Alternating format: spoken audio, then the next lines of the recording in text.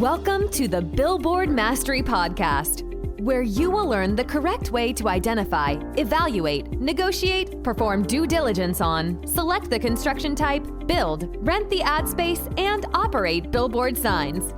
And now, here is your host, the guy that built from scratch the largest privately owned billboard company in Dallas-Fort Worth, Frank Rolfe. They say that everything old is new again, but it's not always true because things don't always go in cycles. This is Frank Rolfe. We're going to talk about something that really is timeless, but it's never gone out of fashion, and that's the idea of co-op advertising.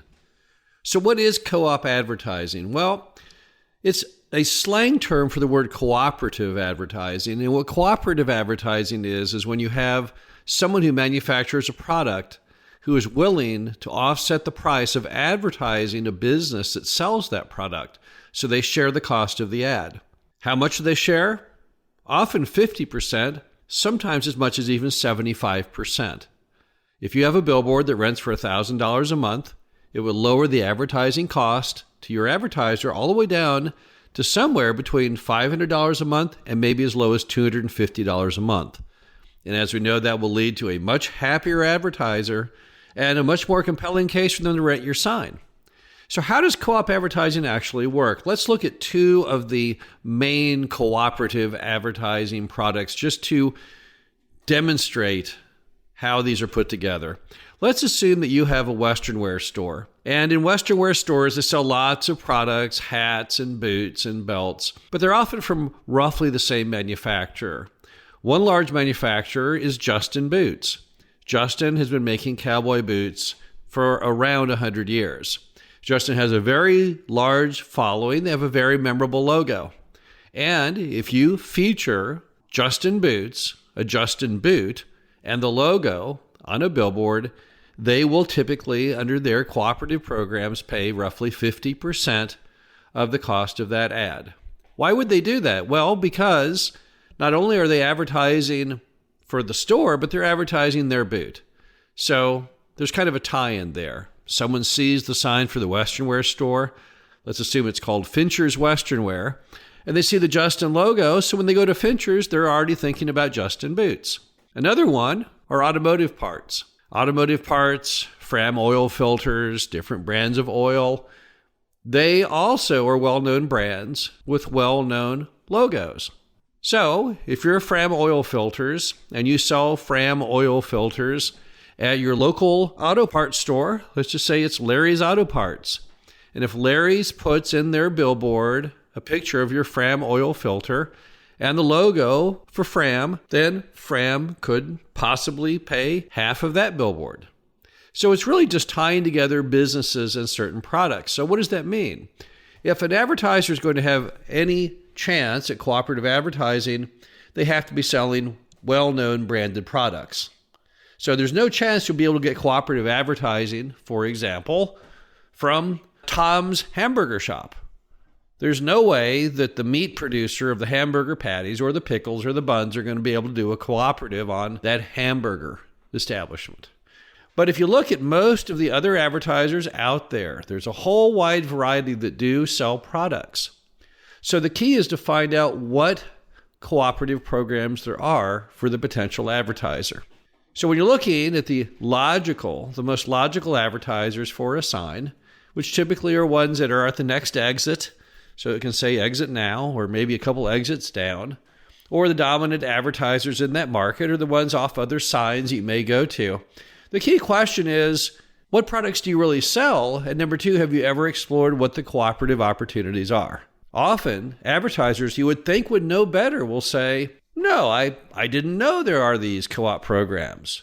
What an interesting idea. So often the billboard owner has to become the catalyst for those programs.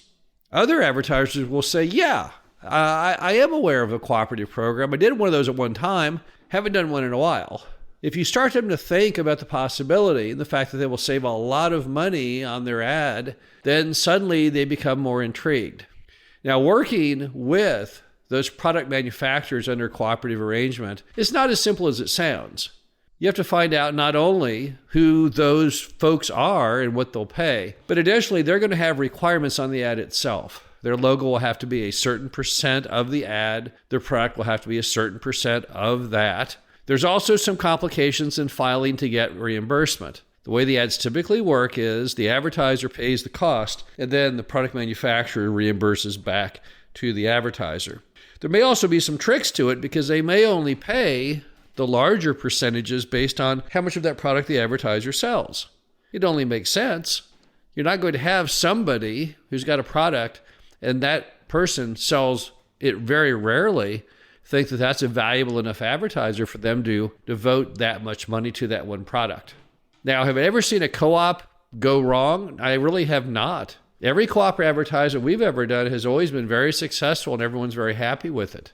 Now, it would be horrible, a crisis, if you did not follow the directions of the co-op advertiser of the product and you made the sign wrong. You'd print the vinyl, you'd install it, and they wouldn't get reimbursed. It'd be a gigantic mess. So you really have to make sure that you really understand from a detailed perspective that everything has been done appropriately. But as long as you do pay attention to all the requirements and do a good job with the ad and get it installed, typically those programs work wonderfully well. I once had an advertiser named Midway Auto Supply. Midway was on a billboard of mine for over a decade under a cooperative arrangement. And I've had many Western wear stores that have followed suit. So it is, in fact, a very, very successful program, and one that too many billboard owners simply overlook. The bottom line to it all is if you really, really want to find ways to help advertisers out, to pay less for their signs, to have the signs that have more compelling messages, then you really should explore the world of cooperative advertising, or also known as co-op advertising. It's literally a win-win. The advertiser is happy, the producer of the product is happy, and you as the sign owner are happy because you have somebody on that sign who's paying a reduced rent, who knows they're getting value for the dollar. And those are the kind of advertisers that will renew year after year. It makes your life so much easier. This is Frank Rolfe, the Billboard Mastery Podcast. Hope you enjoyed this. See you again soon. Thank you for listening to the Billboard Mastery Podcast. Be sure to visit us at www.billboardmastery.com, where you can find past episodes of this show, plus an array of information to help you successfully build, buy, and operate billboard signs.